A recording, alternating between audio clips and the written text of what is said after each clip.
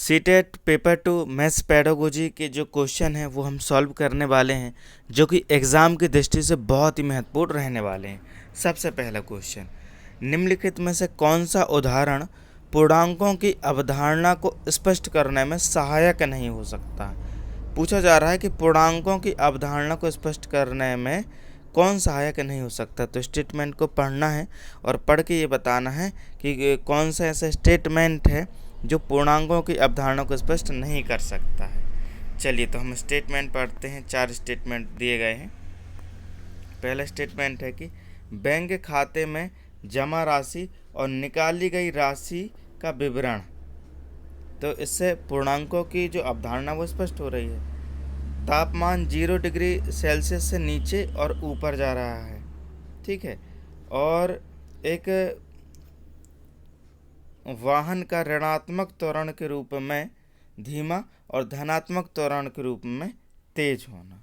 तो ये जो तीनों स्टेटमेंट हैं, इसमें क्या हो रहा है कि पूर्णांकों की जो अवधारणा है वो स्पष्ट हो रही है। लेकिन वेरियस ब्लड ग्रुप की बात की गई है, जैसे A positive, A B positive, A negative. तो ब्लड ग्रुप से पूर्णांकों की जो अवधारणा है वो स्पष्ट नहीं हो रही है, और हमसे यही पूछा गया था कि अवधारणा को स्पष्ट करने में सहायक नहीं हो सकता है। तो जो हमारा बी स्टेटमेंट है वो सहायक नहीं हो सकता है। राइट आंसर है बी। नेक्स्ट क्वेश्चन, निम्नलिखित में से कौन सा कार्य छात्रों को किसी दिए गए संख्यात्मक आंकड़ों की केंद्रीय प्रवृत्ति के विचार को विकसित करने में सहायता कर सकता है। क्या बात हो रही है यहाँ पर? केंद्रीय प्रवृत्ति के विचार की। केंद्रीय प्रवृत्ति के विचार को व्यक्त करने में सहायक हो सकता है। चलिए तो अब हम क्या है स्टेटमेंट पढ़ लेते हैं। 100 लोगों से उनके पसंदीदा टीवी सीरियल के बारे में जानकारी एकत्रित करना। विकल्प 1 में प्राप्त जानकारी को पाई चार्ट के रूप में उपयोग करके दर्शाना। 100 अंक की परीक्षा में 50 छात्रों द्वारा प्राप्त अंकों को वर्गीकृत करना और अंतराल समूह में बनाना। और जो चौथा स्टेटमेंट दिया गया है वह है कि पाठ्य पुस्तक में दिए गए माध्य, बहुलक और माध्यिका से संबंधित प्रश्नों को गाइड बुक कुंजी की मदद से हल करना। तो इसमें से सबसे बेस्ट है जो केंद्रीय प्रवृत्ति के विचार की जिसमें बात हो रही है वह है सी। 100 अंक की परीक्षा में 50 छात्रों द्वारा प्राप्त अंकों को वर्गीकृत करना और 10 के अंतराल में समूह बनाना। नेक्स्ट क्वेश्चन, यहाँ पर कहा गया है कि निम्नलिखित को पढ़िए। ठीक है जी, निम्नलिखित को पढ़िए और सही विकल्प का चुनाव कीजिए। तो चलिए अब हम स्टेटमेंट को पढ़ते हैं और सही विकल्प का चुनाव करते हैं। देखिए स्टेटमेंट है, पहला स्टेटमेंट दिया गया है कि भारत में किए गए विविध अध्ययन दर्शाते हैं कि विद्यार्थियों की गणित में असफलता की ऊंची दर है। तो बताइए यह सही है कि नहीं? गणित, अधिकतर जो विद्यार्थी वो गणित में असफल होते हैं, यह क्या है? असफलता को दर्शाते हैं। तो यह कथन कैसा है? यह कथन सही है। ठीक है जी। अब दूसरा कथन दिया गया है कि क्योंकि लड़कियों में गणितीय क्षमता नहीं होती है इसलिए गणित में अधिकतम लड़कियां असफल होती हैं।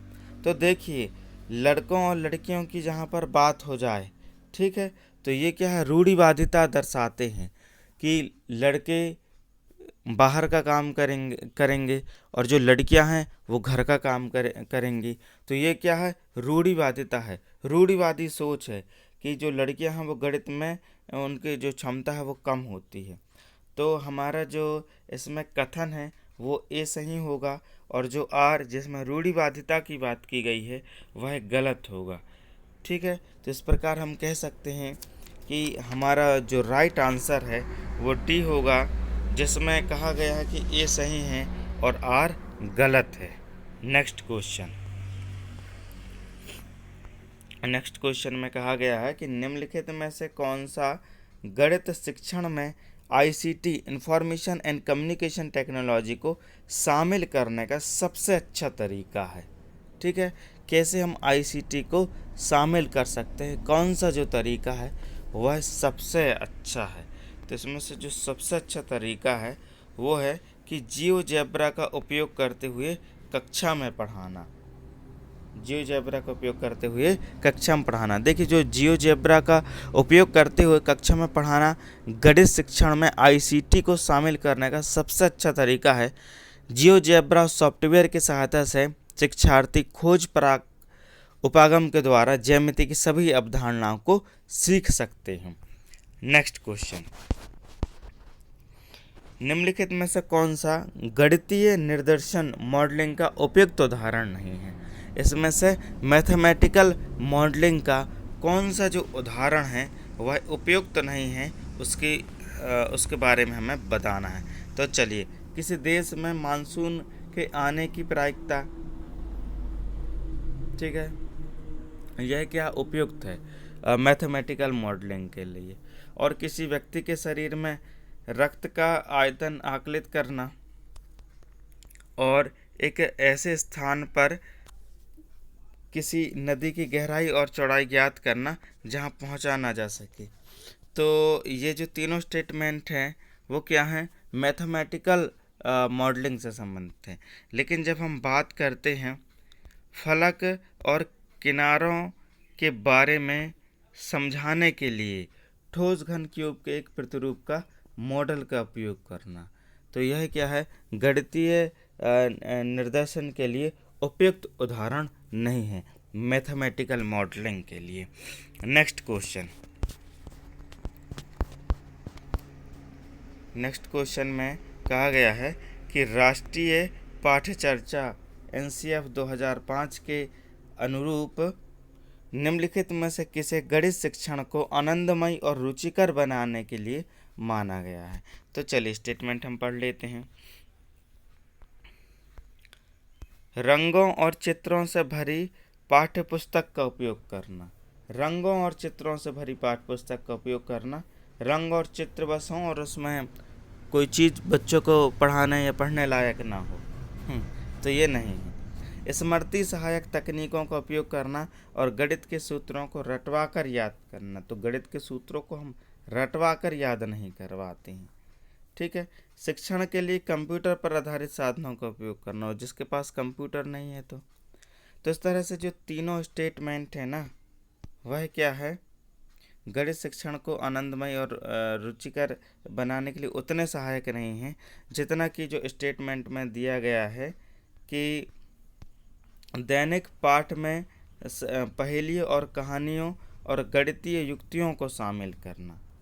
ठीक है जी, आनंदमय और रुचिकर बनाने के लिए दैनिक पाठ में पहेलियों और कहानियों और गणितीय युक्तियों को यदि हम सम्मिलित करते हैं तो यह गणित शिक्षण को आनंदमय और रुचिकर बनाएगा। आनंदमय और रुचिकर बनाने की बात आती है तो हम इसका प्रयोग करते हैं।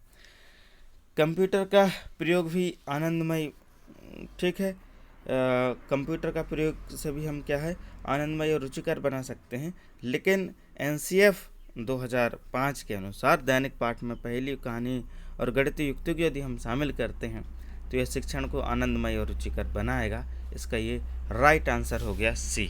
नेक्स्ट क्वेश्चन है कि समकालीन दृष्टिकोण के अनुसार निम्नलिखित में से कौन सा कथन विद्यार्थियों द्वारा गणित में की गई त्रुटियों के बारे में अब मान्य नहीं है। ठीक है, समकालीन दृष्टिकोण के अनुसार निम्नलिखित में से कौन सा कथन विद्यार्थियों द्वारा गणित में की गई त्रुटियों के बारे में वह मान्य नहीं है। हमें बताना है कि त्रुटियों के बारे में कौन सा जो कथन है वो मान्य नहीं है। तो चलिए अब हम देख लेते हैं, स्टेटमेंट को पढ़ते हैं। ठीक है जी, तो स्टेटमेंट पहला है कि ये अधिगम का हिस्सा है। तो देखिए, बच्चे यदि पढ़ेंगे तो गलती करेंगे, मतलब क्या है, ये जो त्रुटियां हैं वो अधिगम का हिस्सा है। दूसरा स्टेटमेंट है कि ये जानकारी प्राप्त करने का मूल्यवान स्रोत है जिससे गणित शिक्षण को बेहतर बनाया जा सकता है। देखिए, बच्चे गलती करते हैं तो गलती करने के बाद हमें पता लगेगा कि बच्चे की कमी कहाँ पर है, फिर हम शिक्षण कार्य कराकर उसे बेहतर कर सकते हैं। और ये अध्यापिका का उसकी कक्षाओं के आयोजन में मार्गदर्शन कर सकती है। त्रुटियों का पता लगेगा, फिर हम उस हिसाब से क्या करेंगे, कक्षाओं का आयोजन करेंगे। लेकिन जो स्टेटमेंट दिया गया है कि त्रुटियां हमें छात्रों की बुद्धि लब्धि के बारे में बताती हैं, तो अब ये क्या है, त्रुटियां जो क्या है अधिगम का हिस्सा है, इसलिए हम नहीं कह सकते जो बुद्धि लब्धि के बारे में जो त्रुटियां हैं वो बताएंगी। तो इसका राइट आंसर क्या हो गया, जो मान्य नहीं है वो है ए। नेक्स्ट क्वेश्चन, यदि किसी विद्यार्थी को ज्यामिति के प्रमेयों पर आधारित प्रश्न हल करने में कठिनाई होती है तो निम्नलिखित में से किस विधि को शिक्षक को अपनाना चाहिए। ज्यामिति के प्रमेयों पर आधारित प्रश्न हल करने में यदि कठिनाई होती है तो निम्नलिखित में से किस विधि को शिक्षक को अपनाना चाहिए। तो चलिए हम स्टेटमेंट देख लेते हैं। कहा गया है कि विद्यार्थियों को दंडित करना ताकि वह गलती न दोहराएं। तो हमें क्या है, कभी भी विद्यार्थियों को दंडित नहीं करना चाहिए। विद्यार्थियों को प्रमेय रटवाने के लिए कहना, तो कभी भी हमें क्या, उन्हें प्रमेय नहीं रटवाने हैं। विद्यार्थियों को हल की गई समस्याओं के चरणों को श्यामपट्ट से देखकर लिखने के लिए और इस प्रणाली का अनुप्रयोग करना, तो ये भी हम नहीं कह सकते हैं। तो क्या करना चाहिए, इसमें से जो बेस्ट और राइट आंसर है वह है कि बहुसंवेदी मॉडल और शिक्षण सामग्री के उपयोग से विभिन्न ज्यामितीय प्रयोगों को समझाने में और उनके अनुप्रयोगों में विद्यार्थियों की सहायता करना, यह क्या है, राइट आंसर है। बहुसंवेदी मॉडल और शिक्षण सामग्री का उपयोग करके यदि हम क्या करेंगे, उन्हें पढ़ाएंगे, तो ये क्या होगा, ये मतलब जो छात्रों को कठिनाई हो रहा है, ठीक है जी, उसके लिए यह बेस्ट रहेगा। किसी विद्यार्थी को ज्यामिति के प्रमेयों पर आधारित प्रश्न हल करने में कठिनाई हो रही है, ज्यामिति के प्रमेय से आधारित जो प्रश्न है हल करने में कठिनाई हो रही है, तो यह जो विधि है वो शिक्षक को अपनानी चाहिए ताकि जो बच्चे हैं वह अच्छे से सीख पाएँ।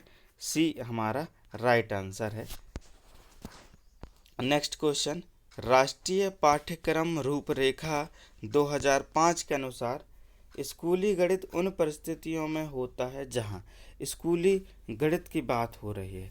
ठीक है जी, स्टेटमेंट हम पढ़ लेते हैं कि विद्यार्थी गणित में उन प्रश्नों को हल करते हैं जो उच्चतर गणितीय शिक्षा का हिस्सा होंगे। नहीं, ये सही नहीं। बच्चे गणित को इस रूप में देखें कि यह उनके दैनिक जीवन के अनुभवों का हिस्सा हो और इसके बारे में वे बात करें और चर्चा करें। तो यह क्या है, यह सही है कि बच्चे गणित को इस रूप में देखें कि यह उनके दैनिक जीवन के अनुभवों का हिस्सा हो। बच्चे यदि पढ़ाई करते हैं और उनको पढ़ाते समय दैनिक जीवन की चीज़ों से जोड़ा जाए, प्रत्यक्ष अनुभव उन्हें दिए जाए, तो ये क्या है, ये बेस्ट होगा। चलिए स्टेटमेंट और हैं जो हम पढ़ लेते हैं। कक्षा में शिक्षक एक सक्रिय वक्ता है और बच्चे श्रोता हैं।